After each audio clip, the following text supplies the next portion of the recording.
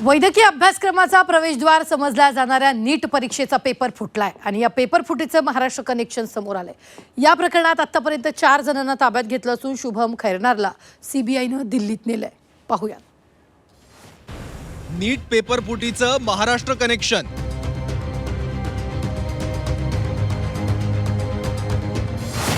नगरमधून धनंजय लोखंडे, पुण्यातून मनीषा वाघमारे ताब्यात। मेडिकलच्या प्रवेशाआड पेपर फोडण्याचा धंदा। नीट परीक्षा पेपरफुटी प्रकरणातील आरोपी शुभम खैरनार याला सीबीआयनं अटक केली। सीबीआयच्या टीमनं त्याला मुंबईच्या किला कोर्टात हजर केलं। कोर्टानं शुभमला 2 दिवसांचा ट्रान्झिट रिमांड सुनावलाय। सीबीआयची टीम त्याला घेऊन दिल्लीला रवाना झाली। दुसरीकडे नाशिकमध्ये शुभम ज्या फ्लॅटमध्ये राहत होता त्या फ्लॅटची पोलिसांनी झाडाझडती घेतली।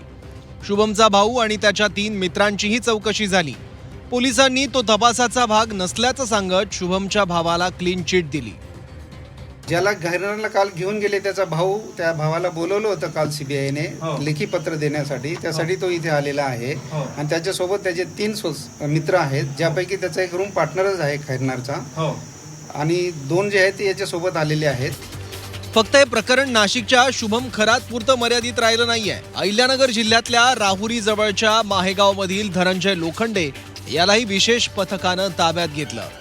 धनंजय लोखंडे हा BAMS डॉक्टर आहे। तो मेडिकल प्रॅक्टिस करतोच, शिवाय तो मेडिकल ॲडमिशनसाठी कन्सल्टन्सीही चालवत असल्याची माहिती आहे। नाशिकच्या शुभम आणि धनंजय मधील समान दुवा म्हणजे दोघंही मेडिकल ॲडमिशनसाठी कन्सल्टंट म्हणून काम करत होते।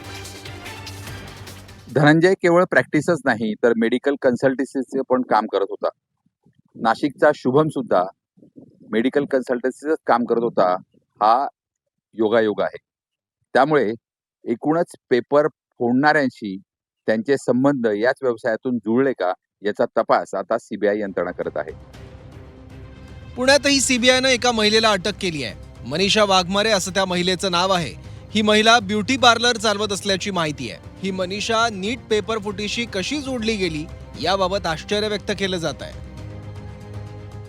एक नाव समोर आल्यानंतर आम्ही कारवाई केलेली आहे। त्याप्रमाणे एक महिला मनीषा संजय वाघमारे यांना ताब्यात घेण्यात आलं। त्यांच्याकडे विचारपूस करण्यात आली आणि काही संशयित गोष्टी वाटल्यामुळं पुढे त्यांना सीबीआयकडे आम्ही हस्तांतरित केलेलं आहे पुढील सखोल तपासणीसाठी।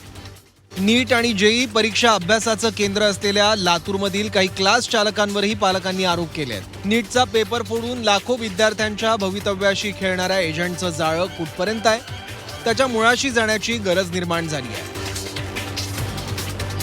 कुणाल जमदाडेसह योगेश खरे, झी 24 तास, नाशिक।